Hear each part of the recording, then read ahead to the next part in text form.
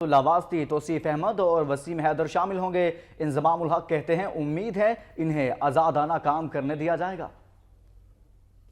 لاہور میں chairman P C B کے ہمراہ پریس کانفرنس کرتے ہوئے انضمام الحق کا کہنا تھا کہ چیف سلیکٹر کی اہم ذمہ داری دینے پر بورڈ کا شکر گزار ہوں، کوشش کروں گا کہ اپنی پوری ذمہ داری کے ساتھ انصاف کر سکوں۔ ان کا کہنا تھا کہ بورڈ نے سلیکشن پینل کے لیے میرے دیے گئے نام بورڈ نے قبول کر لیے ہیں۔ میری ٹیم میں توصیف احمد، وجاہت واسطی، وسیم حیدر سلیکٹرز ہوں گے۔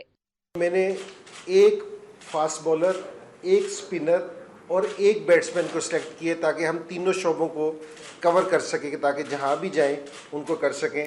تو توصیف احمد سپنر کے طور پہ ہم نے ان کو لیا کہ جی توصیف احمد ہے، وسیم حیدر ہیں اور وجاہت اللہ واسطی ہیں، یہ تین انشاءاللہ سلیکٹر ہوں گے۔ انضمام الحق کا کہنا تھا کہ ٹیم کو راتوں رات بہتر نہیں بنا سکتے، تھوڑا صبر کرنا پڑے گا۔ دورہ انگلینڈ کے لیے مضبوط ٹیم بنانے کی کوشش کریں گے۔ انہوں نے کہا کہ کرکٹ بہتر کرنے کے لیے سلیکٹر اور کوچ کو ایک پیج پر آنا ہوگا۔ بطور سلیکٹر دونوں کی رائے سنوں گا اور اسے اہمیت دوں گا۔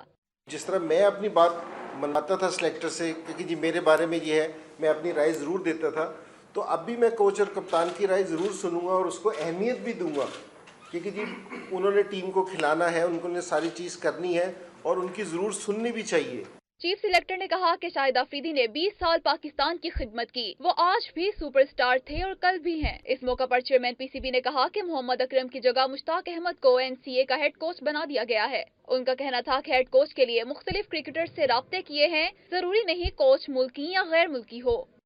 محمد اکرم جو کہ ریزائن کر کے چلے گئے ہیں، ان کی جگہ مشتاق احمد کو ہم رکھ رہے ہیں۔ مشتاق احمد ہوں گے ہیڈ کوچ ان دی اکیڈمی، ان دی این سی اے۔